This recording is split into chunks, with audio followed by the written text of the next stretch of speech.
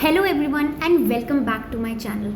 I am back with a master plan of solving 20 years AIIMS and INI-CET questions with you.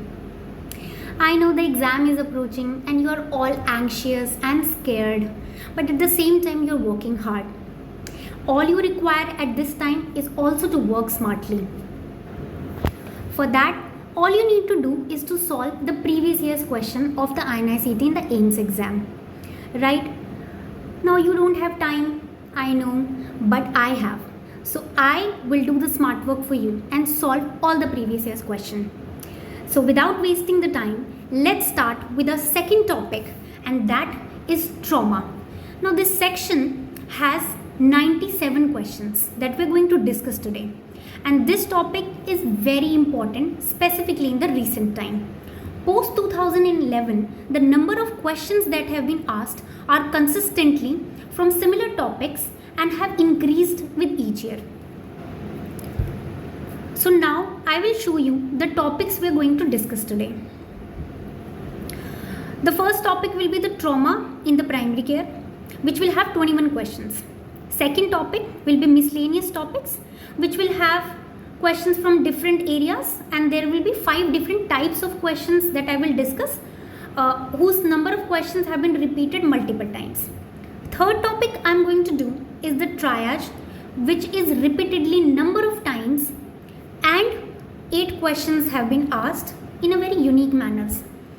Fourth topic is going to be related to the fast and the extended fast and related questions. Now this topic is nowadays becoming very important, and they're asking number of questions in different formats, and we're going to solve 22 questions from these sections.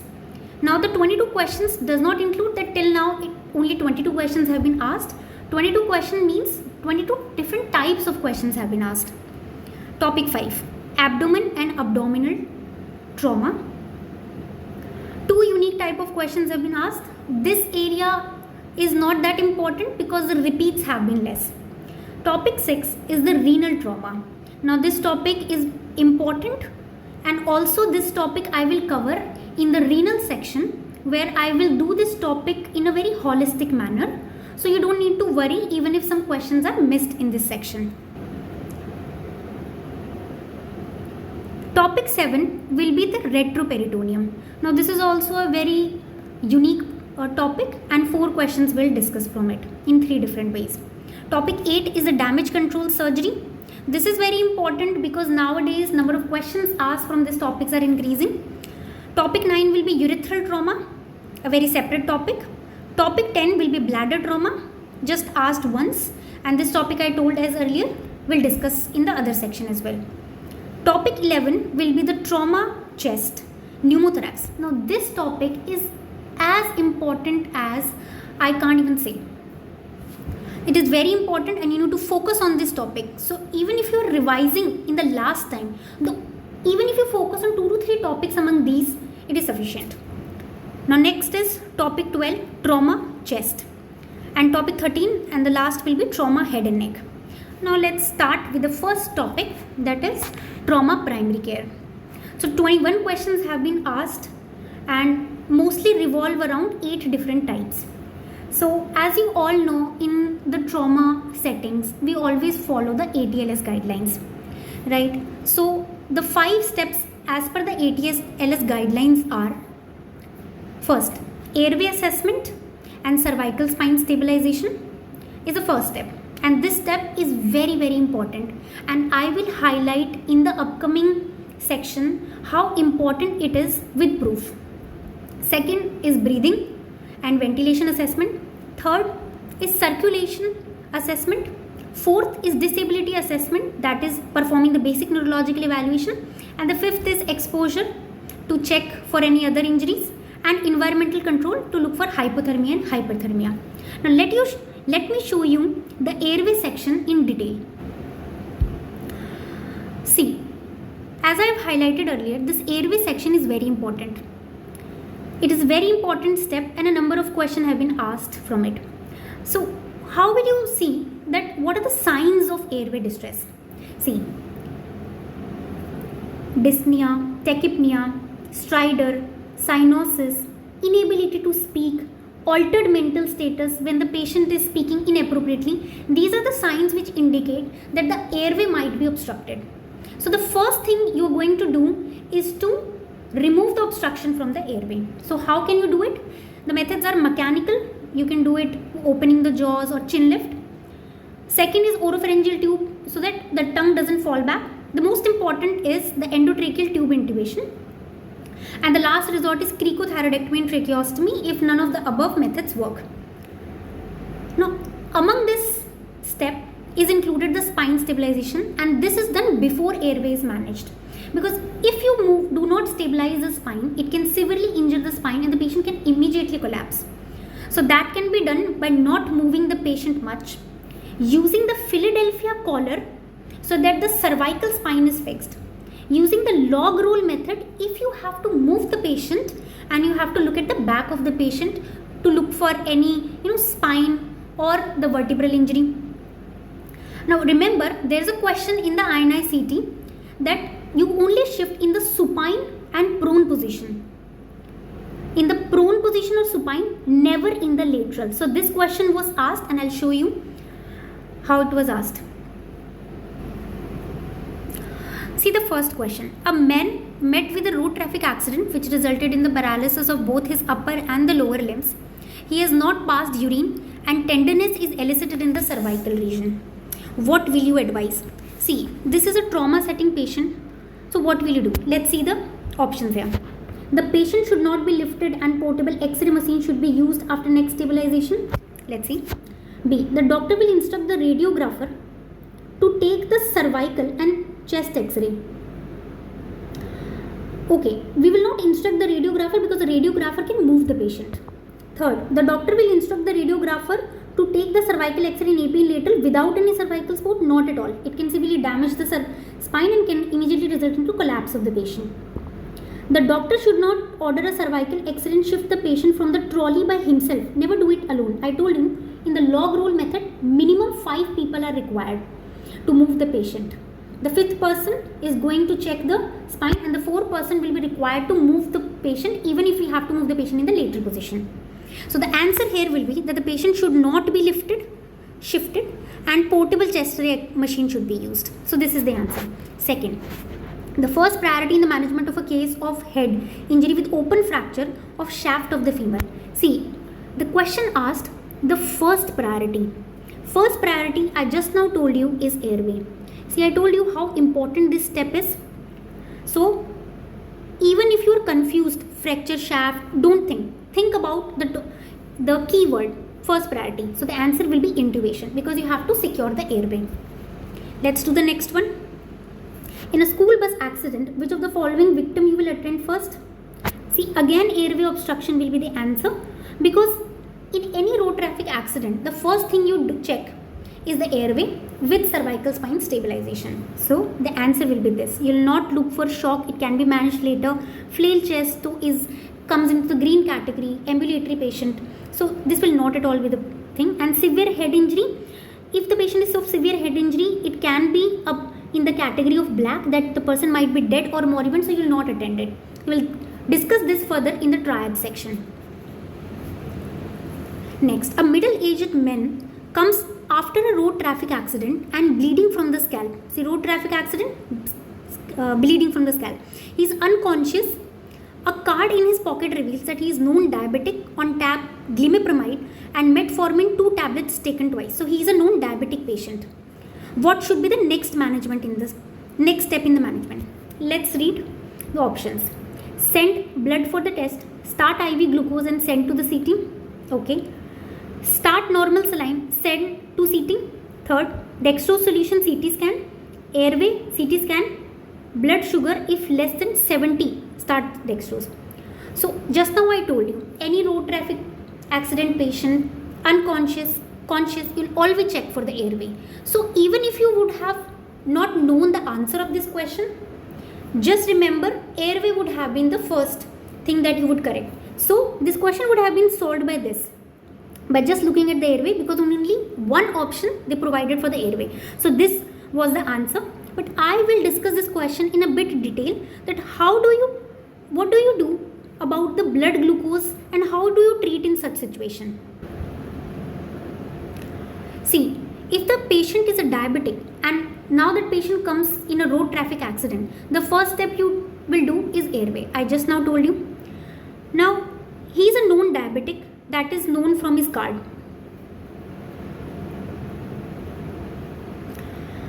And he is unconscious. See, he can be unconscious because of his injury, because of the hypoglycemia, or because of diabetic ketoacidosis.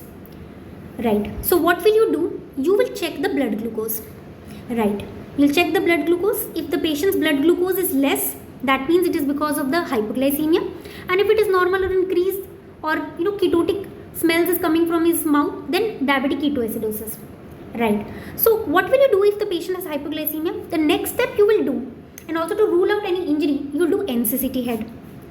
Right. So you'll check for the cerebral injury. There might be any cerebral edema present, and if we give the patient fast blood glucose, then cerebral edema can exaggerate. So in this situation, we'll start the dextrose if the blood glucose is low.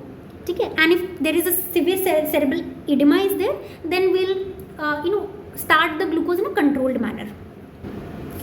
So the answer to this question will be the airway. Then you will do the CT scan, and then you will start the blood dextrose if the blood sugar comes out to be less than 70. We will look at the explanation also. Next question. All the following can be done to transport a polytrauma patient who is conscious except. See, in a polytrauma patient who is conscious, the patient can move, right? But he is injured. So what will you do? What will you not do is asked. So wrong statement is asked. Let's see. Strap his thorax, abdomen and lower limb on a stretcher. That's right. Because the patient is conscious, he can move and can further injury his cervical spine or the spine if it is traumatized. Second, in prone position to prevent aspiration. Look, if a patient is conscious or unconscious, we should always keep the patient in supine or prone position and never in the lateral position, as I told you earlier. So this is also correct statement. We will put him in the prone position so that he does not aspirate since he is conscious. Third, put the patient on a lateral position and shift him immediately. I told you earlier, we will never put him in the lateral position because that can cause injury to his cervical spine. Fourth, roll the patient and put on a hardboard. That's right. We use a hardboard or a springboard where we put the patient so that the patient's cervical spine is not injured. So the answer will be this. This is a wrong statement. Next question. The first priority in the management of a case of head injury with open fractures of the shaft of femur. Now, I don't know how many times I have to explain this question. See, the first priority they asked and it will be intubation. Now let's see the next question. Which of the following is false regarding imaging in the primary survey of a trauma patient? So they have asked the wrong statement. The first is hemodynamically unstable patient should not be sent for CT scan, right? Because patient is unstable and CT scan can take a time. So we will try to first resuscitate and make the patient stable, and then we'll send him to the CT scan. So this is the right statement. All patients should have a chest X-ray PA view. Okay, let's see. Chest X-ray of the pelvis is essential in the primary survey. Definitely you can use your common sense that at least we'll take the chest X-ray of, at least we'll take the X-ray of the chest or the pelvic X-ray. This is the least we can do because delicate structures are located in these areas. Fourth, so this is right. X-ray in the primary survey must also be done in the pregnant woman. Yes, because the patient we are doing primary survey. Our aim is to save the patient immediately. Now the wrong statement here is this. All patients should have a chest X-ray PA view. No, we will do it in the AP view. Now I'll show you what the ATLS guidelines says. See, as per the ATLS guidelines, we have a primary survey, then we do a primary adjunct survey, then we do secondary and then secondary adjunct survey. So in the primary survey, the aim is to resuscitate the patient. In the primary adjunct, we do the basic investigations quickly. In the secondary, we identify all other injury sites, and in the secondary adjunct, we shift the patient. So we are going to look at this section, the primary adjunct survey, because this is the work of which interns or the first year PG is supposed to do. So in the basic, we are asked to do 2 chest x-ray, 2 x-rays, chest x-ray and pelvic x-ray, and in the AP view. So this is wrong. It is also done in the pregnant females.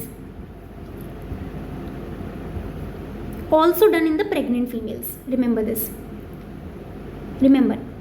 So you have to do primary chest x-ray and pelvic x-ray even in the pregnant female, and it has to be done in the AP view. Now this is a question, it can be repeated.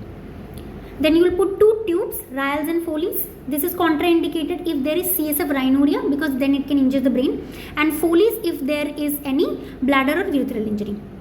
Then 2 things will monitor, ECG and blood oximetry, and will do the basic blood tests, which include CBC, PT-INR, KFT, LFT and ABO. So this is the part of the secondary adjunct survey. This will do quickly, and then we'll shift to the secondary survey. Okay, let's do the next. What is the correct sequence of management in a patient who presents to the casualty with a road traffic accident? So I told you, first we'll fix the spine of the patient, then we're going to intubate the patient, then we will do, we will look for the circulation, so we'll put an IV cannulation and start the fluid, and thereafter we're going to do the CECT to look for the neurological deficits present. So the option will be these. Remember, first cervical spine stabilization and second will be intubation. Some of the students got confused in that time when the question came among the intubation. They first marked intubation and cervical, but the answer would be first cervical spine, because if you do not stabilize the spine, the patient will collapse immediately, and thereafter, because it takes seconds to stabilize the spine, you just have to put the Philadelphia collar, or you have to make sure that the patient doesn't move the neck, and then you will secure the airways. Now this question is also very basic. The whole body CT scan protocol for a trauma patient includes all. See, even if you do not know the protocol, you just use your mind that we're going to do the CT to identify all the injuries to the delicate structures. So we'll do head, brain is delicate, cervical spine, abdomen करेंगे, pelvis कर सकते हैं या thorax कर सकते हैं, but CT limb नहीं करेंगे, because अगर CT limb why we will not do, because अगर limb में कोई injury भी है तो या तो वो externally दिख जाएगी, या अगर वो नहीं होगी, internal bleeding हो रहा होगा, तो वो इतनी severe नहीं होगी. So you can look at this explanation. The whole body CT of a trauma patient does not include CT limb. It includes NCCT head, NCCT neck, and contrast enhanced CT of chest and abdomen. Right. Now let's come to the second topic. After finishing the first topic, which was very important, let's do the miscellaneous traumas quickly. See, these questions were asked before 2011, so just quickly do it and not waste time. In the blast injury, organs vulnerable to the blast waves are eardrum, GIT and the lung. So first, the most severely vulnerable is eardrums, okay, then are lungs, and then GIT. Okay, so these are the first one to rupture. So a tympanic membrane is the first to be ruptured. Second, hypotension in an acute spinal injury is due to, so that is mainly because of the loss of sympathetic tone. Third, the criteria used to define the penetrating neck injury is a breach of the platysma. So how do we define that the neck injury is called as penetrating? When the weapon breaches the platysma muscle. So then we call that penetrating neck injury has occurred. This I explained you earlier, that the commonest organ is tympanic membrane, and then lung, and then bowel. Now a very important topic, that is mangled extremity severity score. Now this topic is important because this was asked once and it was also asked a few years back, but nowadays they are trying to ask more on trauma scores, so I'll discuss this a little bit in detail.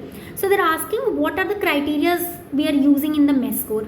So I'll tell you, see, look at this diagram, this table. So we have something known as revised trauma score, then we have TRIS score, that is trauma and injury severity score, and then we have a mangled extremity severity score.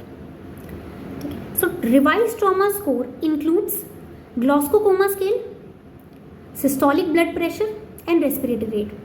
Now how will you remember it? By the mnemonic GB ROAD. G for Glasgow Coma scale, B for BP, and R for respiratory rate. That's it. All you need to remember is this much, because questions have been asked on MESS, not on this. Second, trauma and injury severity score. Now this TRIS will include injury severity score, revised trauma score, age and mechanism of injury. That is, either it is by blunt or the penetrating. So how we are going to remember it? We are going to remember it with another mnemonic, and that is ISS plus RAM. So injury severity score, revised trauma score, age and mechanism of injury. Third, which is the question, the mangled extremity and severity score. Now this include the mnemonic ELISA. I'll tell you. E for energy that caused the injury, whether it is a simple injury or a complex injury, whether it is a gunshot injury or it is a heavy road traffic accident with contamination. So this is energy that caused the injury. Then limb ischemia. How much the pulse rate and the capillary refill time of each the limb. Then the shock, that is the BP. We'll look at the BP here. And then the patient's age. Now I'll teach some important points about it. So the first point is this score is for looking at whether the limb is salvageable or not. Right. So the mnemonic is ELISA, I told you, the energy of impact, limb ischemia, shock and age. The score is from 1 to 14. So right, the score is from 1 to 14. Now if the score is less than 6, then it is a salvageable limb. That is, we can save the limb now, till now. And if the score goes more or equal to 7, then the limb has to be amputated. So this mangled extremity severity score is to look if the limb can be salvaged or the limb has to be amputated. Now another very important topic, we are coming on the third topic, the triage. Now this is very, very important topic. Different types of questions have been asked till now in different ways. See, so we all know that there are 4 categories in a triage. First is the black one, second is the red one, third is the yellow one, and fourth is the green one. Now we all know that the black one is for the dead and the moribund patient. The red one is for the life-threatening injuries or for whom surgery has to be done in 6 hours. The yellow one are for those who are serious but they are not life-threatening. So they can wait for some time and then we can do the surgery within 24 hours. And the last one is the green one, the minor, the walking wounded, the ambulatory patients who can be also used to save other patients. Let's look at it in some more detail. Okay, very important thing which I think can be asked in the future is that this triage is done by the surgeon. Right? Now the aim is to save maximum number of people, and a question has been asked that why the triage is done. It is to classify the priority of treatment. Remember, to classify the priority of treatment. So see, I told you red color is immediate treatment is required. These are the people to whom if we try to save, they can be saved, but we have to save them immediately. And for them the surgery has to be done within 6 hours. So the examples which can be included here can be like airway obstruction. This is the first thing we will do. I told you earlier. Tension pneumothorax, severe bleeding, specifically grade 4 shock, right? Extradural hemorrhage, which indicates, a kind of severe head injury, and cardiac tamponade. So if you are not able to classify yourself that what is red, what is black, then you use these examples. If in the question these examples are given, then it is a red category. Second, black. These are the dead and the moribund patient. Now, how will you classify? I'll give you 2 examples and only these have been asked till now.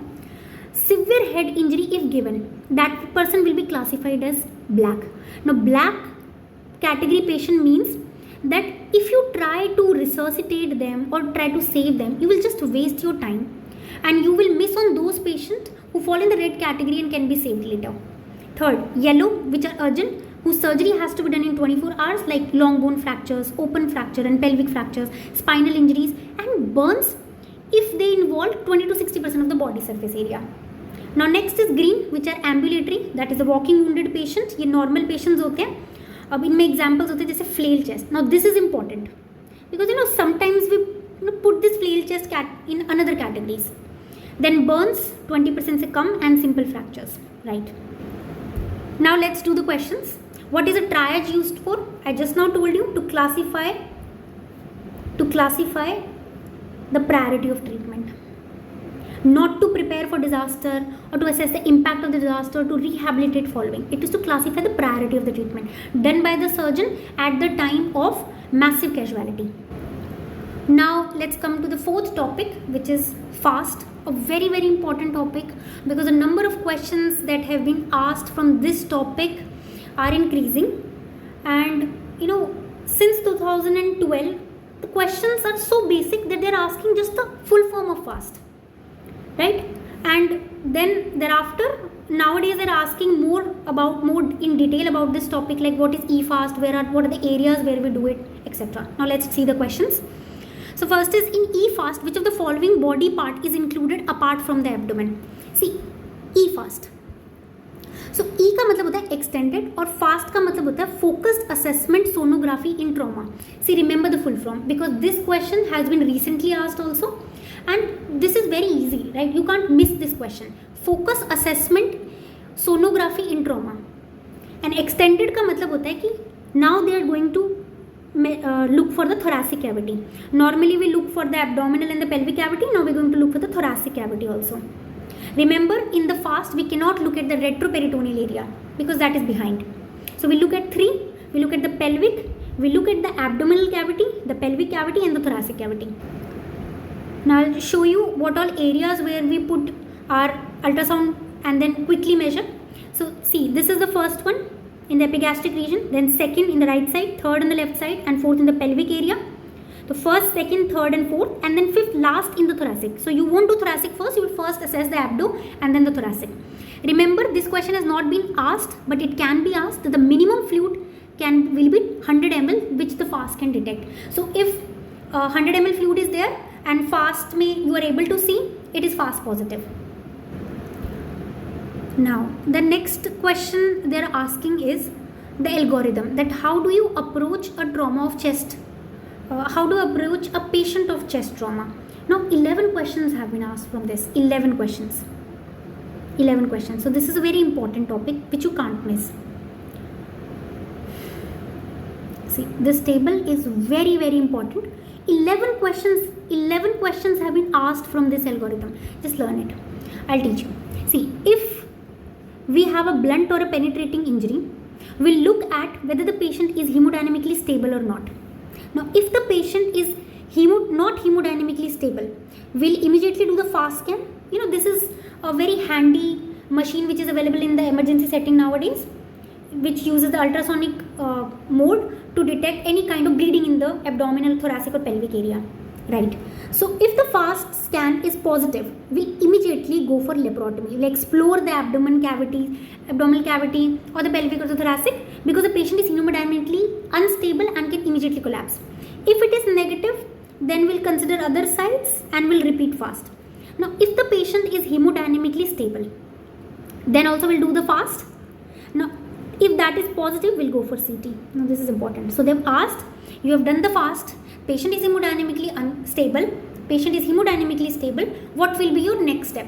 If it is positive, you'll go for CT scan, right? And if the patient is hemodynamically unstable, you have done FAST, fluid is there, what will be your next management plan? Laparotomy. You will not do CT here because that can waste your time, you can lose your patient. Right. Similarly, in the negative, then we'll consider other. So this is the protocol. Just learn it very carefully and rot learn it. See, let's look at the question. eFAST is least helpful in the diagnosis of which of the following conditions? Pericardial effusion, least पूछा है उसने, तो pericardial में तो करेंगे ना, इसीलिए तो करते हैं प्लूरल इफ्यूजन, पेरिकार्डियल इफ्यूजन देखने के लिए. न्यूमोथोरैक्स, दिस इज ऑल्सो एक रेड कैटेगरी में आता है, तो ये तो पता चलना ही चाहिए. Third is retroperitoneal haematoma. I told you fast can not detect retroperitoneal haematomas क्योंकि वो पीछे होते हैं, इतने तक जा नहीं पाती है. फिर renal injuries, definitely renal injury तो कर ही लेंगे क्योंकि वो ऊपर है, एब्डोमेन में है, उसकी हेमेटोमास ऊपर भी बन सकते हैं. ठीक है, तो रेट्रोपेरिटोनियल हेमेटोमा नहीं होगा, बाकी सारे में से the answer will be retroperitoneal haematoma. Then these were the questions which were asked earlier, like 25 old male patient presents with history of RTA. 2 hours ago, hemodynamically stable, abdomen is soft, hematuria is noted on the catheter. What will be the next? I told you whether the patient is hemodynamically stable or not stable, we'll do fast. A man presents with stab injury to the left flank with vital stable. Next step, fast. I just now told you the algorithm, just follow that. A patient hemodynamically stable presents with blunt injury abdomen. Next investigation, fast. In these patients, since the patient is stable, so after fast, if the fluid is there, you'll go for CT. Okay? And in this case, if they have not mentioned, see, they have mentioned that he is stable, so here also will go for CT after fast. Now another type of question that have been asked, and this is a very favorite question of them, of INI-CT. See, 4 times they have asked it. So, and recently the questions from this area are increasing. See, what do you see in the chest X-rays of pneumothorax, emphysema and cardiac tamponade? See, in pneumothorax, you have air in the pleural cavity. So, right, air is so huge that it is going to push the lung, right? So, you can see this side, on the left side, you can see completely inflamed, expanded lung है. So, you can see the bronchial markings, so पूरा नीचे costophrenic angle तक दिख रहा है. But here, you can see एकदम opaque है, black. And the lung has been shrunk here. एकदम heart से जाके लग गया है, right? It has shifted towards the heart. So that indicates pneumothorax, air. This is air. So when there is an air, it is black. Then emphysema में there will be no defect in the pleural cavity. The lung will be expanded as a whole. See, you can count the number of these ribs, the intercostal spaces, and then you can see that the space is increasing. So this is emphysema, and very important, यहाँ पे the heart becomes vertical. ऐसे पूरा चिपक जाएगा heart, and the diaphragm will be lower. So this will indicate emphysema. You can count the number of intercostal spaces, and that way you can identify कि emphysema है कि normal है. Then third is cardiac tamponade. Here fluid will accumulate in the pericardial space. So see, heart is massive. So this is cardiac tamponade. We'll do the questions related to them in the chest trauma section. Now see, the following chest X-ray was recorded from a patient presenting to the emergency with breathlessness. What is the most likely diagnosis? See, similarly, देखो यहाँ पे भी vascular markings नहीं है, यानी कि air है. But यहाँ पे you can see the costophrenic angle. But यहाँ पे आपको दिख रहा है? No, you can't see here. Rather, you are seeing a fluid level. So this is actually what? Air fluid level. So this is a classical sign of hydropneumothorax. Air above, fluid down. And this is mostly when there are gas forming organisms in the pleural cavity. So they start creating air from the pleural fluid. Now important point is there are 4 S for hydropneumothorax: straight line, shifting dullness, succussion splash, and sound of a coin. So you can hear these in percussion and auscultation. See, emphysema I just now showed you, ठीक है, कि वो lungs will be enlarged. Pneumothorax में there will be complete shifting and no air fluid levels will be there, and cardiac में तो it will be enlarged. The pericardial cavity will enlarge. See, in this question they again gave the fast, and it was asked actually in the UPSC CMO paper, and they gave the video of it. So they, fluid was seen here. So this is positive fast. See the fluid, the red markings of the fluid around the abdomen, the organs. Now let's do the next topic, the abdominal trauma. So this is, we'll do quickly because less questions are asked from it. So they're asking, this was way back in 2015-14. So they asked which type of incision is taken for diaphragmatic surgery. So see, when we do the diaphragmatic surgery, अगर कोई injury हो जाती है या फिर किसी और reason की वजह से, तो हम 3 तरह के इंसिजन्स देते हैं. सर्कमफरेंशियल, ठीक है, रेडियल और सेंट्रल टेंडल के अराउंड दे सकते हैं. So these are the 3 type of incision, जिसमें सबसे कॉमनली हम ये करते हैं क्योंकि ये वाइडर एक्सपोजर देता है. One more point that I can tell you is कि नॉर्मली जब हम सर्जरी करते हैं ट्रॉमा पेशेंट्स में एब्डोमेन में, तो हमेशा मिड लाइन वर्टिकल इंसिजन देते हैं. This is the most common type of incision अगर हमें लेप्रोटमी वगैरह करनी है तो. Now next question is a patient who has grade 3 splenic trauma was managed conservatively in the ICU. Which of the following signs on day 2 would indicate a need for this surgery? See, they have mentioned कि grade 3 splenic trauma है, उसको हमने conservatively manage कर लिया है. Which of the following signs on day 2 will indicate कि हमें एक सर्जरी की जरूरत है. See, I will tell you something about splenic trauma. See, there are 5 grades of splenic trauma. Will do quickly. Grade 1 में just just remember laceration less than 1 होगा और subcapsular hematoma होगा less than 10 centimetre surface area. Grade 2 में 1 to 3 and 10 to 50. Grade 3 में laceration more than 3 centimetre and subcapsular hematoma more than 50%. And in grade 4 you can see that the segmental and hilar vascular injury is there and the devascularization is more than 25% of the spleen. And in grade 5 में completely shattered spleen is there. So this is important क्योंकि अगर patient hemodynamically unstable है तो immediately हम explorative laparotomy के लिए भेज देते हैं patient को and then we do splenectomy क्योंकि patient is unstable. If the patient is stable then we'll look at this grading and we'll classify the grades of the splenic injury and then we'll treat accordingly.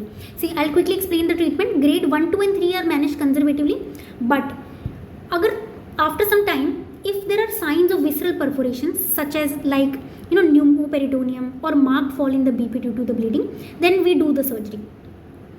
ठीक है, splenectomy कर देंगे या partial splenectomy कर देंगे. So if these signs are present, grade 4 and 5 में they will go for splenectomy. In children we try not to do complete splenectomy because risk of infection बढ़ सकता है. And also I would suggest कि you read the topic overwhelming post splenectomy injection. This topic is nowadays asked in the UPSC CSC questions, so they can ask it here also. So let's look at this question. So they are asking on day 2 when will you do the surgery in a grade 3. Grade 3 में we do conservative management. So hemoglobin fall from 12 to 10 इतना severe नहीं है तो we won't do it. ठीक है, extra peritoneal bladder rupture है वो नीचे है तो why would we do splenic surgery? No. Air in the gall bladder इसका भी कोई रिलेशन नहीं है. Pneumoperitoneum definitely this is a sign कि विसरल परफोरेशन या फिर कोई पेरिटोनाइटिस का फीचर हो सकता है which is extending above, right. So here we will immediately do the surgery, will do a laparotomy. Okay, so let's do another topic, renal trauma. Quickly we'll do it because less questions are asked. A trauma patient suffers a renal laceration with urine extravasation. He is managed conservatively. However, after a few days he presents with urinoma. The next best management for this patient would be, see, in the renal trauma also, renal injury also, there is this AAST classification is there, and this is only done when the patient is hemodynamically stable. Unstable patient may we immediately go for the laparotomy and do the nephrectomy. But in stable patients we'll categorize the patient and then we'll treat accordingly. See, तो first वाला होगा we'll quickly do it. देखो इसमें अगर सब capsular non expanding laceration है या hematoma है, this is grade 1. Grade 2 is कि अगर लेसरेशन है बट लेस देन 1 सेंटीमीटर है. ग्रेड 3 इज लेसरेशन है बट मोर देन 1 सेंटीमीटर है but it has not reach the collecting system and there is no urine extravasation. Grade 4 is कि more than 1 centimetre है, right, and there is urine extravasation है. So that is grade 4. इसी पे question पूछा गया है, ठीक है. And also the main renal artery या vein is injured and there is expanding hematoma. So there are 3 categories जो ग्रेड 4 में क्लासीफाई होती हैं कि हमारा लेसरेशन मोर देन 1 सेंटीमीटर है with urine extravasation, expanding hematoma है, एंड थर्ड की कोई मेन रीनल आर्टरी या वेन इंजर्ड है. फिफ्थ इज की कंप्लीटली शैटर्ड किडनी है, एवेल्स हाइलम है. So what will be the treatment? See, in grade 1 and 2, ठीक है, in grade 1 and 2 we do the conservative management. In grade 4 1 to 3 we do the conservative management. Grade till the time no urine extravasation is there we'll do conservative. In grade 4 we'll do conservative, but if it fails, or if the a urinoma develops or the hematoma expands or any bleeding starts to occur, then we'll do the urinary stenting, and that we do by DJ stenting or through the percutaneous nephrostomy. ठीक है. If that also is not able to control it, then we do the nephrectomy. Right. And in grade 5 तो avulsed shattered kidney है तो we'll do for nephrectomy, go for nephrectomy. So we'll look at the question. See, they're saying कि there is a renal laceration urine, so it is grade 4, right? And it is managed conservatively, but so I told you first we'll manage conservatively, so they have done it. Now they're asking he is coming back with the urinoma, यानी कि hematoma expand कर रहा है. So what will be your option? Answer next management, ureter stenting. See, this was a question which was asked earlier, but it is important क्योंकि वो काफ़ी unique सा question है. Following road traffic accident, a patient with vague abdominal pain was immediately taken to operation theatre और वहाँ पे emergency laparotomy किया गया. Then a large contained stable non-pulsatile retroperitoneal hematoma was found on the right side. Non-pulsatile retroperitoneal. On one shot eye view shows a barely discernible nephrogram on the right side, यानी कि right side में kidney is harmed. And left side में it is easily taking up and excretion is there. So ये left side वाली normal है, ये वाली है. Now you have to identify which grade it is. See, this is also grade 4. ठीक है, क्योंकि वो नॉन पल्सेटाइल रेट्रोपेरिटोनियल हेमेटोमा है. ठीक है, ऐसा तो नहीं लिखा है कि शैटर्ड है तो ग्रेड 5 नहीं होगी. ठीक है, right. So what will you do? See, ये एक इमरजेंसी सिचुएशन है तो पेशेंट को हम लेप्रोटमी के लिए ले जाएंगे, but will not do nephrectomy. See, our aim is never to remove a particular organ.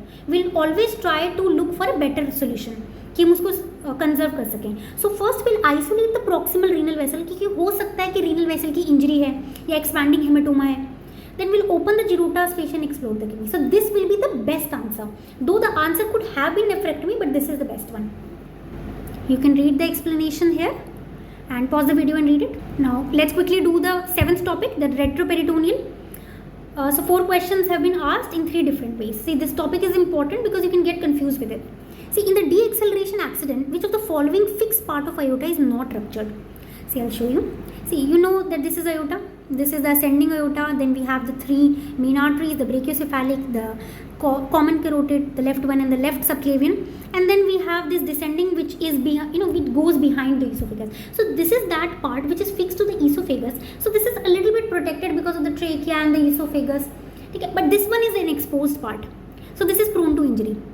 ठीक है, सो ये आप थोड़ा सा ट्रिकी था, बट आप अपना थोड़ा सा कॉमन सेंस लगाते कि ईसोफेगस आगे आ रही है तो डेफिनेटली वो प्रोटेक्ट होगी. सो बिहाइंड द ईसोफेगस जो होगा वो होगा इसका answer. Okay, see, which of the regions marked in the following picture represent the zone 4 of the retroperitoneal hemorrhage? Now let's quickly do what are the 4 zones of retroperitoneal hemorrhage. See, this red one you see is the first zone, right? From the aortic hiatus से लेके पूरा pubic symphysis तक और pelvic promontory तक is the first zone. सो इसमें आती है basically हमारी IVC एंड aorta. ठीक है, second part is from from the renal hilum से लेके लेटरल वॉल्स तक is the second one, and here we have the renal vessels of the kidney. Third zone is this one, the pelvic portion. Here we have the iliac vessels which can cause hematomas, that I am talking about. Now there is a fourth zone, which is this one. So this is the post hepatic zone and this is a dangerous zone. We never touch this zone, right? So we do not do surgeries if there is a post retroperitoneal hemorrhage or a hematoma is there. Now look at this table. This is a very simplified table I have made ki what will be the treatment plan if there is a blunt or a penetrating injuries in the zone 1, 2 and 3. One is IVC and aorta. So second one is the renal and the third is the pelvic one. See, in the penetrating, all we will do surgery. But in the blunt, zone 1, we have the major vessels, we'll go for the surgery. But if it is extending to the retrohepatic, we'll not do it because that is a dangerous site. Okay. Second zone is that of the renal vessels. So here we will do the conservative management only. But if the hematoma is expanding, then we have to do the surgery. So if they're asking कि हमने conservatively manage कर लिया but वो बढ़ रहा है तो what will you do? You will do conservative. You will do surgery now. Third is basically the iliac vessels the pelvic areas में, तो उसमें भी you will do conservative management.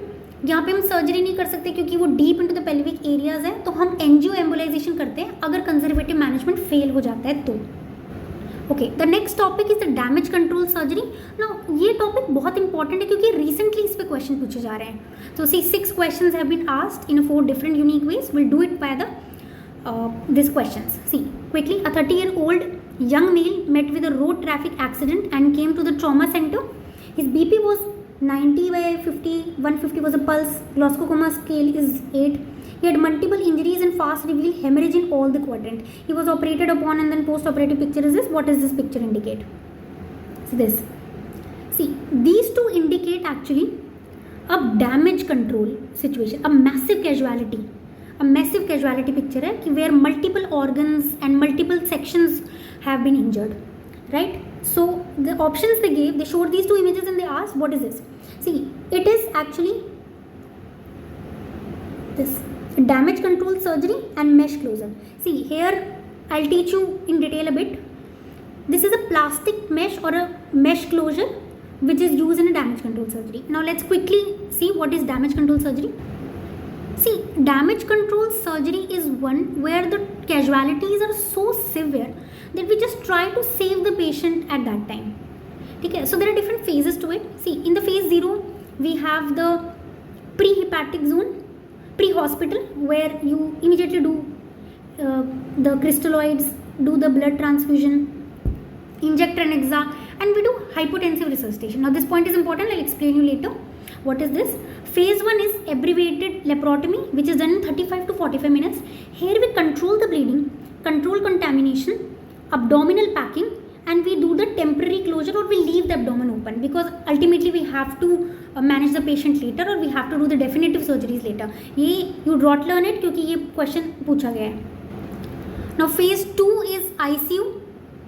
ठीक है, here we tackle the triage of death. So there is a triage of death in a polytrauma या multiple casualty patients में. Hypothermia, coagulopathy and acidosis are the 3 causes because of which the person can die in massive casualty or massive traumas में. So hypothermia if temperature is less than 35.5 degrees Celsius, coagulopathy if the PT is more than 16, APTT is more than 60 seconds and INR is more than 1.5, and acidosis if the pH is more than 7.2 and base deficit is more than 8. So we control this. Then in phase 3, that is within 48 hours after we have controlled the triage of death, we relook the patient, we'll remove the pack that we put, that I showed you in the image, and we'll do the definitive surgeries. And in phase 4, that is after 5 to 7 days, we'll do the abdominal wall closure. So this is how you manage in a damage control surgery. So see, now which of the following is considered as a balanced resuscitation? Always maintain airway, breathing and circulation? No. Maintain the pH by ensuring the acid-base balance? No. Fluid resuscitation by controlling colloids and crystalloids? No. Allow permissible hypertension. What is balanced resuscitation? When you allow permissible hypotension. That is, the bleed is so severe that your aim is to only ensure that the vital organs are getting the perfusion. So you maintain a balance. So you do not try to normalize your BP or heart rate to exact values. You keep a lower value. Like the goal is when the systolic blood pressure we try to achieve till 90, which is lower from the normal, but this is okay. इसमें vital organs perfuse हो जाएंगे. And mean arterial pressure is 50 to 60. So this is done specifically जब OT free नहीं होता है या फिर damage control surgery हम कर रहे हैं. So this is permissive hypotension, and you can see the question. See, permissive hypotension is a part of balanced resuscitation in trauma management. The components is minimizing the crystalloid based resuscitation, permissive hypotension, and immediate release and administration of predefined blood products. Now, which of the following is not a part of the damage control surgery? See, we try to control hemorrhage, we try to decontaminate, control the contamination, we resuscitate the patient, but we will not do vascular anastomosis. इसको हम conservatively manage करके बाद में कर सकते हैं in definitive surgery. Then in damage control surgery, minimum intervention done to stabilize the patient and to do the definitive surgery later. I just now explained you.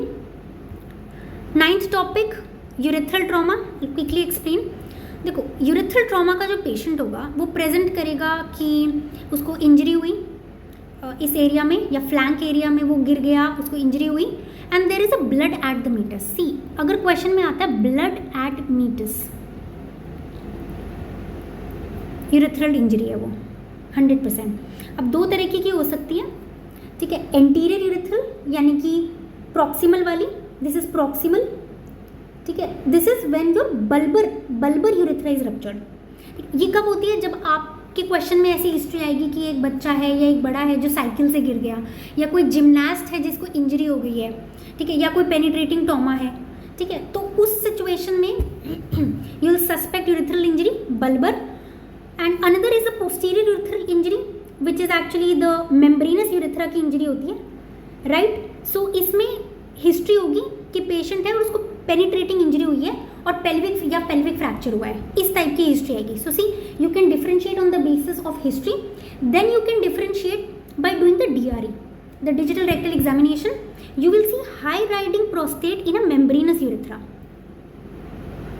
right? And in the membranous urethra you will also see the butterfly hematoma, whereas in the bulbar urethral injury you will see the Vermorten sign. This I will explain you in detail in the kidney section.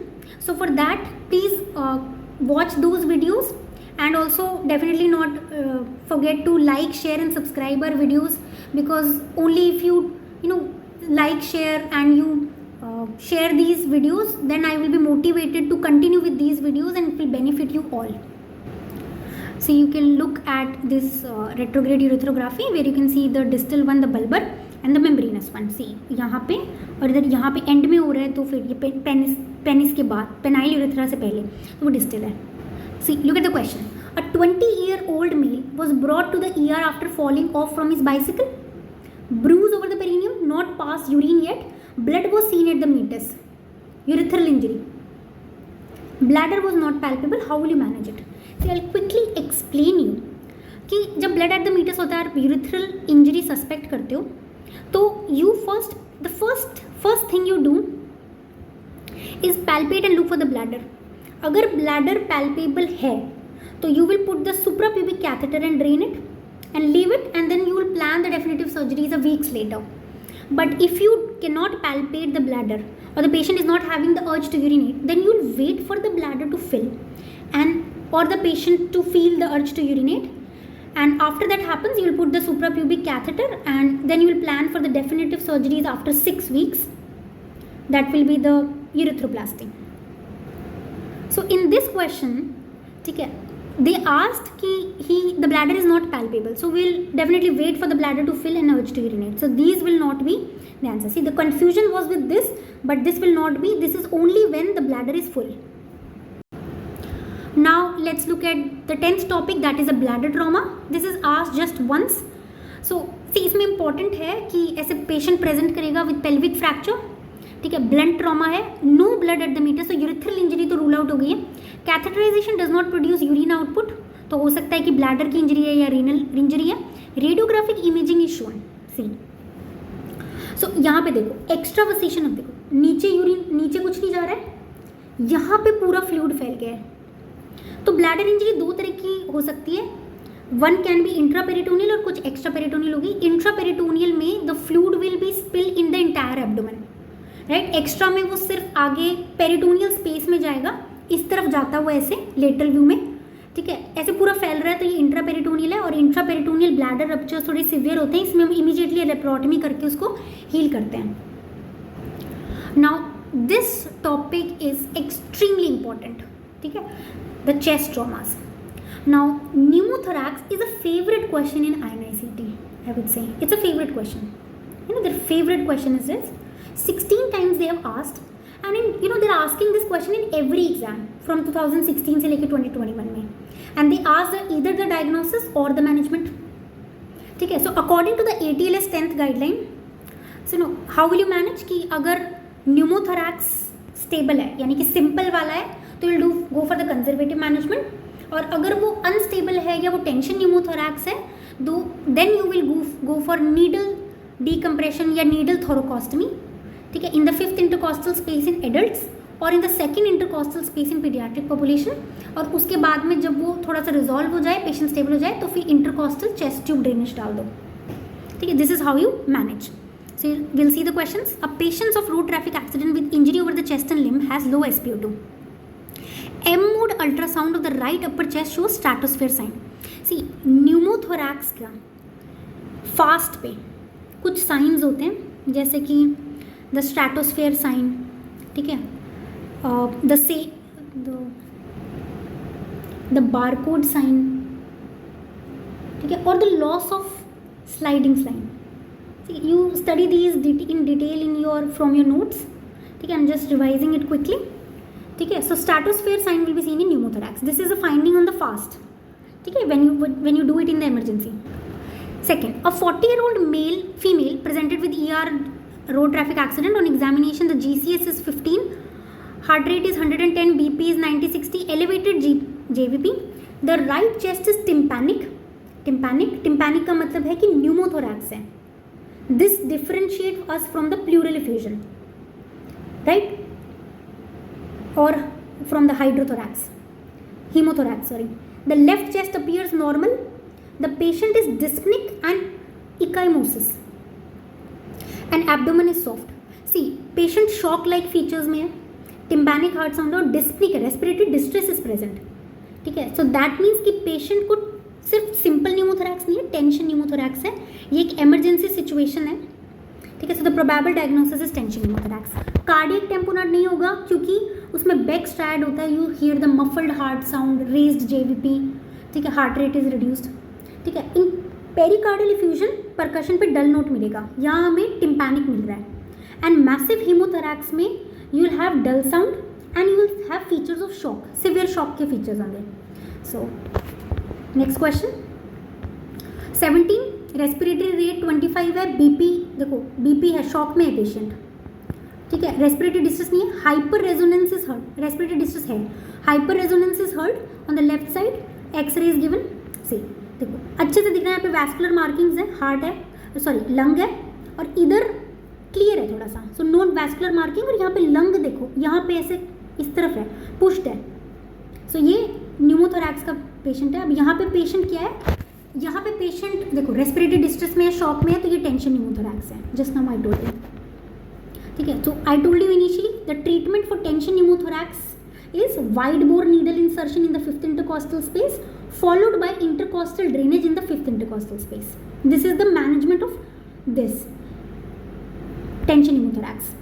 If it would have been simple pneumothorax, we would have managed conservatively. अगर वो फिर ठीक नहीं होता तो हम chest tube drainage डाल देते हैं, पर needle insertion या needle thoracocentesis नहीं करते. Okay, now we have come at the last topic, the trauma chest.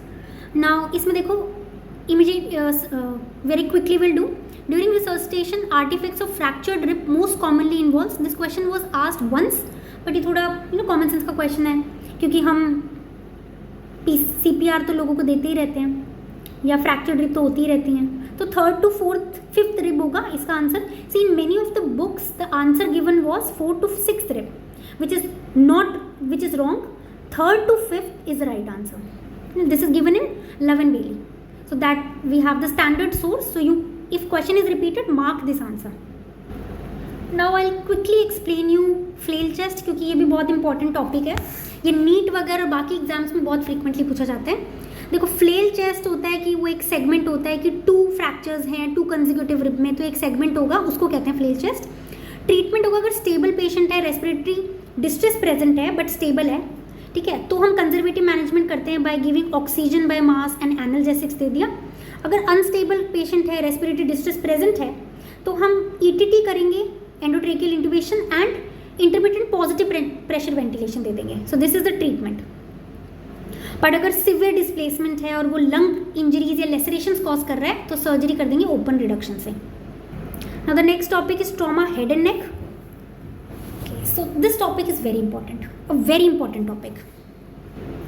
So let's quickly do it. See, I told you the criteria to define the penetrating neck injuries is the breach of platysma, right? So now next topic is the GCS, the Glasgow Coma Scale. Very very important topic. I can't explain you the significance of this. Earlier they used to ask how to calculate it. Nowadays they're asking different थोड़े elaborate question पूछ रहे हैं इस पे. So we'll do it. 16 questions have been asked in the last 20 years और हर session में एक question definitely होता है, ठीक है. कुछ लाइनर्स हैं जैसे कि GCS is the best prognostic marker for head injury, ठीक है. We now very important is कि जब हम GCS में स्केलिंग करते हैं, ठीक है, तो हम बेस्ट काउंट लेते हैं. आई will explain you that. And third is कि अगर GCS स्कोर आपका लेस देन 8 आ रहा है तो वो सिवियर कैटेगरी है, और यहाँ पे हम प्रोफाइलेक्टिकली इंट्यूबेट करते हैं, ठीक है. प्रोफाइलेक्टिकली हम इंट्यूबेट कर देंगे, will not wait for it, क्योंकि एयरवे कभी भी डिकम्प्रेस हो सकता है यहाँ पे. Now let's quickly look at the GCS score. 13 to 15 is mild, 9 to 12 is moderate, and less than 8 is severe, and we do prophylactic intubation. See there are 3 criterias here: eye opening, verbal response and motor response. So you quickly have a glance कि अगर verbal command है तो 3, painful है तो 2, और नहीं open कर रहा है तो 1. इसमें अगर कंफ्यूज है तो 4, इनअप्रोप्रिएट वर्ड्स बोल रहा है यानी कि सेंटेंसेस नहीं बोल पा रहा है और सिर्फ वर्ड्स मटर कर रहा है तो 3, सिर्फ साउंड बोल रहा है यानी कि मोन कर रहा है जो कि क्वेश्चन में ऐसे दिया होगा तो 2, और अगर बिल्कुल ही साउंड नहीं है तो 1. मोटर रिस्पॉन्स में obeys command 6, localise to pain, अगर वो आपने उसको टच किया और वो लोकलाइज कर पा रहा है तो 5, अगर विड्रॉल या फ्लेक्शन आ रहा है तो 4. नाउ अगर अबनॉर्मल फ्लेक्शन आ रहा है जिसको हम डीकॉर्टिकेट पॉस्चरिंग कहते हैं कि यू टच द पेशेंट और पेशेंट की पूरी बॉडी फ्लेक्शन में चली गई तो 3, और अगर पूरी बॉडी एक्सटेंशन में चली गई तो 2, which is decerebrate. How will remember? See decerebrate में बहुत सारे ई है तो दैट इज इन एक्सटेंशन, और नहीं है तो 1. So you can have a quick glance over it. And what I was telling you earlier was, like let's suppose कि एक limb में patient का ये है कि he is able to localize the pain on touching, and दूसरे वाले में he is only having withdrawal flexion. So you will score 5, not 4. We'll take the better score. That I was trying to tell you. See, I would tell you कि आप GCS की original site पे जाओ और वहाँ पे इस score को देखो. वहाँ पे they have made proper videos, ठीक है, और उन्होंने उन वीडियोस के साथ में हर स्केल को एक्सप्लेन किया हुआ है. तो ये आपको बहुत अच्छे से याद हो जाएगा, क्योंकि इस पे एक क्वेश्चन आना तो बनता है, मतलब आएगा ही आएगा. Now one more thing in this, that कि जो आपकी GCS है उसको आप कैसे मेजर करते हो, कितना फ्रीक्वेंटली मेजर करते हो. फर्स्ट 2 आवर में जब पेशेंट आता है तो एवरी हाफ आवरली करते हो 2 आवर में. फिर नेक्स्ट 4 आवर में आप एवरी 1 आवरली करते हो. फिर उसके बाद में यू डू एवरी 2 आवरली. और अगर मान लो 2 आवरली आप कर रहे हो और फिर पेशेंट को अचानक से उसका ड्रॉप कर गया ग्लॉस्कोकोमा स्केल, तो you will measure every half hourly. I told you best prognostic factor for head injury is GCS. Now some points about cranial trauma. अगर डिप्रेस फ्रैक्चर होता है तो वो इमीडिएट एरिया में इम्पैक्ट करता है. कैरोटिड कैवर्नस फिस्टुला होता है तो वो फ्रैक्चर बेस, स्कल बेस के फ्रैक्चर की वजह से होता है. And in 15% of the cases of head injuries post traumatic epilepsy is there. See now will do the questions. A 35-year-old woman was brought to the casualty ward with RTA. Now her eye was open to pain. Open to pain मतलब the score is 2. She is able to moan in the verbal response to 2. ठीक है, look at the score if you are not able to recall. And she is saying she can localize limb towards the pain stimulus on the left side and away from the pain stimulus on the right side. यानी कि she is having flexion. But I told you we'll take the better one because in the left hand she is able to localize. So 5th. So if you total it, it will come out to be 9. So the answer was this. Now this question was a bit tricky. Most of the people marked it as 7, so this was wrong. Now a patient who was admitted with a road traffic accident is put on mechanical ventilation. Mechanical ventilation का मतलब है कि now the patient won't be able to speak, तो उसका verbal response तो NT आ गया. ठीक है, he opens his eyes on verbal command, so the score is going to be 3, right, and moves all 4 limbs, यानी कि वो एकदम नॉर्मल है, 6 आएगा. So this is the answer. और ये क्वेश्चन सिर्फ एक बार नहीं आया है, ऐसे question repeat, exactly repeat, replica बहुत बार आई है. Now in diffuse axonal injury, Now this topic I would say is very important और बहुत ही यूनिक क्वेश्चन है ये. कैसे प्रेजेंट करेगा patient? See, patient AIIMS emergency में आया with road traffic accident, haemodynamically stable है, GCS स्कोर 3 है, यानी कि पूरा हो सकता है कि वो कोमा या वेजिटेटिव स्टेट में है. अगर GCS स्कोर 3 या 4 से नीचे होता है तो इसका मतलब इस पेज में है. And she was intubated and stent for the non contrast CT was found to be normal. See, NCCT head normal है, ऐसा किसी भी हेमेटोमा में नहीं मिलेगा आपको. Diagnosis here will be diffuse axonal injury. Now have a look.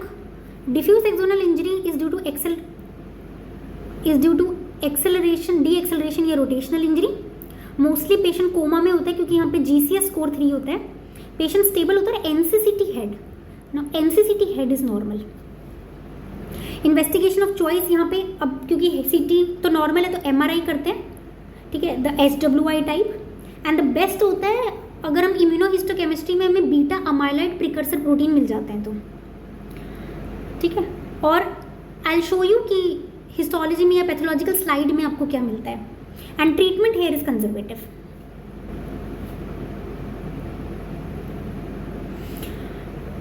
Okay, so see, this is diffuse axonal injury. In MRI you will see small punctate hemorrhage. Look at these, ठीक है. And see, in the pathological section you will see retraction ball. ये कुछ नहीं होते हैं, ये dead exons होती हैं विद माइक्रोग्लियल सेल्स, ठीक है. अनदर वेरी इंपॉर्टेंट क्वेश्चन कि एक 40-year-old पेशेंट में विद हेड इंजरी, ठीक है, what is the best strategy to decrease the intracerebral pressure, यानी कि ICP को रिड्यूस करने के लिए क्या होगा. सी, आई विल टेल यू. सबसे पहला स्टेप जो आप करते हो कि हेड एंड को एलिवेट कर देते हो. फिर next immediate step in emergency situation. Emergency situation में, ठीक है, हेड इंजरी के साथ में आया ना, तो इमरजेंसी सिचुएशन है तो you will intubate and will provide slight hypoventilation, यानी कि you will reduce the PCO2 to 35 to 33 to 35, not below it. Slight hypoventilation से क्या होगा, वेसोकंस्ट्रिक्शन होगा और इडिमा वगैरह रिड्यूस हो जाएगा, राइट। अब इसके डिटेल में अगर मेडिकल मैनेजमेंट होता है तो उसमें फिर हम वेसोप्रेसर एजेंट्स देते हैं, एनाल्जेसिक्स दे सकते हैं क्योंकि pain can also reduce intracranial pressure, ठीक है। अगर रिफ्रैक्ट्री है तो उसमें हम aggressive hypoventilation, benzodiazepine in high dose, और इवन हम हाइपोथर्मिया या क्रेनिएक्टमी तक कर सकते हैं। सो बट आपको याद रखना है इमरजेंसी सिचुएशन में this is the first one and this is the next step. हम मैनिटोल या फिर हाइपरटोनिक सलाइन भी दे सकते हैं as a third step. Another very important topic is the cerebral haemorrhage. कितने टाइप के होते हैं, 4 to 5 टाइप्स के हेमरेजेस होते हैं, ठीक है। इसमें very important question I think is this one, ये भी रिसेंटली नीट 2023 में आया है, not exactly in some form, और ये बहुत पहले एम्स PYQ में एम्स के पेपर में पूछा गया था। So see you can see the relevance की एम्स के PYQ किस तरीके से आपके लिए नीट, FMG या किसी भी और पेपर में इंपॉर्टेंट है, not only just INICET। See nimodipine is the only drug जो कि किसी भी सेरेब्रल हेमरेज में अप्रूव्ड है, and that haemorrhage is subarachnoid haemorrhage. क्योंकि सबअरेक्नॉइड हेमरेज या तो ट्रॉमा की वजह से होता है, ठीक है, या फिर वो होता है एन्यूरिज्मल इंजरीज की वजह से, जैसे जो बेरीज एन्यूरिज्म है वो रप्चर कर जाए, ठीक है। तो उसमें you have to control the vasospasm, क्योंकि vasospasm is the most common cause of mortality in subarachnoid haemorrhage, ठीक है। So here we will give nimodipine which is a calcium channel blocker, so it is going to relax, so it prevent the mortality. Now I will quickly explain the different types of haemorrhages. पहला है extra ड्यूरल, जो सबसे dura के बाहर होता है, यानी कि स्कल और ड्यूरा के बीच में है। इसमें मेनली जो इंजरी होती है वो मिडिल मेनिंजियल आर्टरी की होती है, ठीक है। और यहाँ पे आपको सिर्फ बाय कन्वेक्स शेप की इंजरी मिलेगी, देखो बाय कन्वेक्स शेप की इंजरी मिलती है, ठीक है। समटाइम्स इसमें बीच में ऐसे ब्लैक कलर की कुछ मार्किंग्स होती है, उसको स्वर्ल साइन कहते हैं, वो इंडिकेट करता है एक्टिव ब्लीडिंग को, right. Now a very characteristic of this type of haemorrhages which you will find in the questions is a lucid interval present, ठीक है। एनसीसीटी हेड कराओगे तो बाय कन्वेक्स या लेंटिफॉर्म शेप की आपकी इडिमा मिलेगा, आपको हेमरेज मिलेगा, sorry. Second is a subdural haematoma enlarge. देखो सबड्यूरल हेमेटोमा की क्लासिकल हिस्ट्री होगी क्वेश्चन में, ओल्ड पेशेंट होगा जो छोटी मोटा उसका फॉल हुआ होगा रिसेंटली, और हो सकता है उसको ल्यूसिड इंटरवल भी प्रेजेंट है अगर वो अक्यूट नहीं है, अगर वो क्रोनिक सबड्यूरल हेमरेज में आ रहा है, और उसके कुछ प्रेसिपिटेटिंग फैक्टर्स होंगे जैसे ओल्ड एज, एल्कोहलिक, एंटीकोगुलेंट, या इवन बच्चों में हो सकता है अगर शेकन बेबी या शेकन बेबी, बैटर्ड बेबी सिंड्रोम है। यहाँ पे CT फाइंडिंग्स आपको क्रिसेंट्रिक मिलेगी, यानी कि कुछ इस तरीके की आपको मार्किंग्स मिलेंगी, right. So see you can see इस तरीके की है, this was like this, this is like this, ठीक है। बस ये चीज़ आप याद रखना, फॉल की history, elderly patient, old patient, और ब्रिजिंग वेन की रप्चर होती है यहाँ पे, ब्रिजिंग या कम्युनिकेटिंग वेन्स की। Now this is same I have explained you earlier, and then I will explain you one thing. In hypertension 2 types की आप हेमरेज को रूल आउट करोगे, एक तो इंट्रासेरेब्रल और सबअरेक्नॉइड। तो अगर ऑप्शन में इंट्रासेरेब्रल है और हाइपरटेंशन है तो best you will mark this, और अगर नहीं है तो सेकंड मोस्ट आंसर होगा subarachnoid haemorrhage.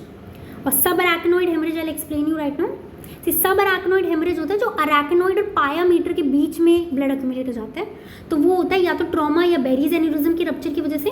Classical feature thunder clap headache ना, पेशेंट प्रेजेंट करेगा कि I have never experience such type of headache in my life, ठीक है। ओल्ड पेशेंट होगा, हाइपरटेंशन की हिस्ट्री हो सकती है, जस्ट नाउ टोल्ड यू ना 2 हेमरेजेस, और पेशेंट को ऐसे हाइपर डेंसिटी मिलेंगी इन द सबअरेक्नॉइड रीजन, ठीक है। Better you can see in this diagram also, see subarachnoid, ये छोटी छोटी इंजरीज हैं, ये देखो, ठीक है। Now next is the intraparenchymal. Intraparenchymal होता है कि पेरेन्काइमा के अंदर है, this is the most common type of intracranial haemorrhage होता है क्योंकि ये हाइपरटेंशन के साथ एसोसिएटेड है, राइट। देखो इसमें इतना बड़ा सारा हेमरेज होगा, और see you can see better NCCT head. See old lady sustain fall, old lady fall. I just now told you which headache developed a headache and neurological symptom, subdural hemorrhage, ठीक है। See other options I'll tell you. See multi-infarct dementia is the most common cause of dementia in old age. ठीक है. Front lobe meningioma, see how can you mark meningioma if a patient is having a history of fall and then headache development. Meningioma नहीं होगा. So ये mostly present करेगा as depression. ठीक है, depression like symptoms की तरह present करेगा. And Korsakoff is associated with alcohol induced memory loss. Okay, now next is they showed this skull with hemorrhage and they asked which vessel. सबसे पहले तो you need to identify which type of hemorrhage is there. See देखो यहाँ पे आपका ये skull निकाल लिया गया है, तो ये एक्स्ट्रा ड्यूरल हेमरेज तो बिल्कुल नहीं होगा. ठीक है, अब देखो कोई भी मेनिंजेस उतारी नहीं गई है. ठीक है, और उसके बीच में आपको बहुत ही सुपरफिशियल सा ब्लीड मिल रहा है, थोड़ा थोड़ा बाहर भी आ रहा है. So this is definitely an सब ड्यूरल हेमेटोमा. ठीक है, एंड आई टोल्ड यू सब ड्यूरल हेमेटोमा में ब्रिजिंग वेन्स. देखो मिडिल मेनिंजल नहीं होगी, वर्टिब्रल और लेंटिकुलेट तो बिल्कुल भी नहीं होंगी. ठीक है, so this would be the answer. Elderly patient, hypertensive, headache, vomiting, neck rigidity without focal neurological deficit. ठीक है, सो डायग्नोसिस क्या होगा? See will rule out in this question. Subarachnoid हो सकता है, आई टोल्ड यू, या तो इंटरसेरेब्रल होगा या सबरैक्नॉइड होगा. Is intracerebral in the option? No. So वो ऑप्शन नहीं होगा, तो ये हो सकता है. Ischaemic stroke, see ischaemic stroke में आपको फोकल न्यूरोलॉजिकल डेफिसिट्स मिलेंगे और पेशेंट को हो सकता है कि कोई हाइपरटेंशन या कोई कार्ड सीरियस इश्यूज हैं. ठीक है, और देन सबड्यूरल हेमेटोमा बिल्कुल नहीं होगा क्योंकि वो एल्डरलीज में होता है, बट वो फॉल की हिस्ट्री के साथ में आता है. और मेनिंजाइटिस नहीं होगा क्योंकि वो फीवर के साथ प्रेजेंट करेगा along with neck rigidity and all. So this is the answer. And subarachnoid haemorrhage का ट्रायड होता है, sudden onset headache, vomiting, neck rigidity without focal neurological deficit. That is the diagnosis of subarachnoid haemorrhage.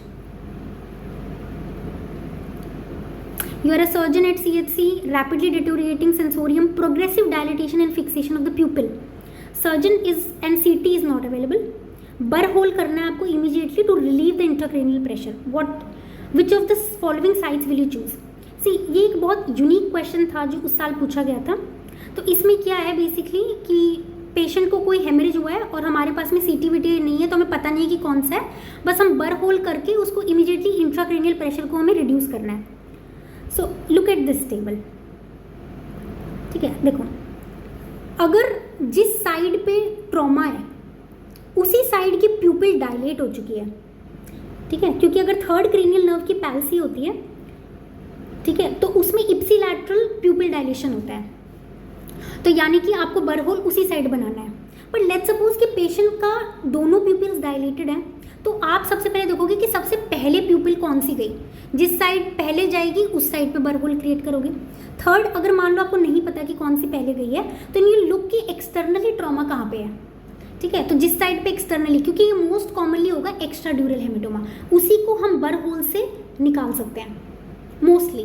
तो वो आपको दिख जाएगा क्योंकि वो लेटरल एस्पेक्ट्स की इंजरी से होता है. तो you will look for the external trauma and you will make the hole in that. Now let's suppose के ऊपर हमें कुछ भी नहीं पता. ठीक है, कोई लोकलाइजेशन साइन नहीं है, तो you place the hole on the left side. ठीक है, क्योंकि ये डोमिनेंट हेमिस्फेयर होता है. This is a dominant hemisphere. ठीक है, तो आप डोमिनेंट हेमिस्फेयर में लेफ्ट साइड में टेम्पोरल वाले पार्ट में बर्र होल क्रिएट करके उसको रिलीव कर दोगे. This is what they asked. In the temporal region contralateral to the side of pupillary dilation. Contralateral नहीं, इप्सिलैटरल होता, तो ये गलत है. In the mid line if both the pupils are equal, mid line में नहीं करेंगे हम कभी भी. In the temporal left temporal region if no localising sign, just now told you, अगर लोकलाइजिंग साइन नहीं पता, आपको नहीं पता कि कौन सी प्यूपिल डायलेट हुई थी पहले, तो you will do it in the left side. Refer to higher centre, refer करोगे तो patient can die. 56-year-old female patient present with severe headache and neck stiffness of abrupt. Such a headache she had never seen before. Never seen. I told you, thunderclap. Subarachnoid. A patient presented with thunderclap headache, unconscious, third cranial nerve, subarachnoid, aneurysm. Post-traumatic epilepsy seen in seizures occur within week. I told you, it occur in 15% of the patients and after some time. Head injury with lucid interval. दो होते हैं, extradural and subdural, है ना. एक्स्ट्राड्यूरल haemorrhage होता है and subdural haemorrhage होता है. तो that is seen in classically in the extradural. ये इसमें ज़्यादा कॉमन होता है. इसमें होता है बट सिर्फ क्रोनिक वाले में होता है, not in the acute one. So आप मार्क करोगे एक्स्ट्राड्यूरल. Hypotension in acute spinal injury is due to loss of sympathetic. I told you earlier also. See, now most commonly performed shunt for hydrocephalus. Now this question is actually repeated in some other format in the recent NEET paper. So see how important are AIIMS PYQs and how important it is for you guys to subscribe to my channel ताकि आपको regularly videos updated मिले and you can solve all the questions, because right now वो time है कि you don't have to do only hard work, you have to do the smart work also, and I will do the smart work for you guys and I'll solve all the PYQ of the INI-CT paper which will cover 8,000 questions, and this will save a lot of your time. All you need to do is to just watch, share and subscribe to my channel. Now we'll come back to the question. See, most commonly performed shunt for hydrocephalus is basically the ventriculoperitoneal. See, peritoneal cavity काफ़ी free होती है, तो अगर आप उसमें कोई shunt, आप ventricle का फ्लूइड अगर उसमें डाइवर्ट करोगे पेरिटोनियम में, तो ठीक है वो अब्जॉर्ब हो जाएगा और वो अपने आप रिमूव हो जाएगा. पेरिकार्डियल में नहीं कर सकते क्योंकि यहाँ पे कैविटी अगर बढ़ गई तो कार्डियक टेम्पोनाट फीचर हो सकते हैं. प्लूरा में भी नहीं कर सकते, और लंबो पेरिटोनियल वो बहुत लंबा रास्ता है, वहाँ पे भी नहीं करेंगे. So the answer is this.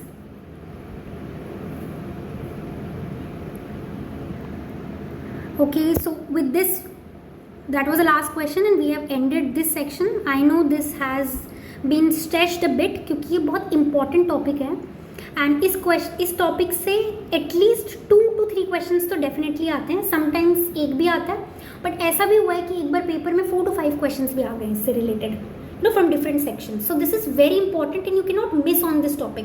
और ये बहुत easy topic भी है क्योंकि है ना, मोस्ट ऑफ द क्वेश्चंस में आप रूल आउट करके या अपना कॉमन सेंस लगा के भी क्वेश्चन कर सकते हो, दो ये टॉपिक काफ़ी लेंदी है और ये आपको काफ़ी ट्रिकी भी लग सकता है. सो आई वुड रिकमेंड कि आप मेरे वीडियोस को कंटिन्यूसली ऐसे देखते रहो, because I not only solve the questions, I provide you with certain data जो कि लास्ट टाइम रिविजन में इंपॉर्टेंट है, and with this video I also provide you the link of the PDF which I will put in the description box. Last video की link भी मैं description box में डाल दूंगी PDF की. Apart from it आप PDF को download करने के लिए टेलीग्राम चैनल पे सब्सक्राइब कर सकते हैं, AIIMS PYQ से नाम से है, डिस्कशन से नाम से है. And till that time please don't forget to like, comment, share and subscribe, because the more you are going to like, share and subscribe, more I will be motivated to continue this series, and your responses are motivation. So all the best and keep watching my videos. Tada.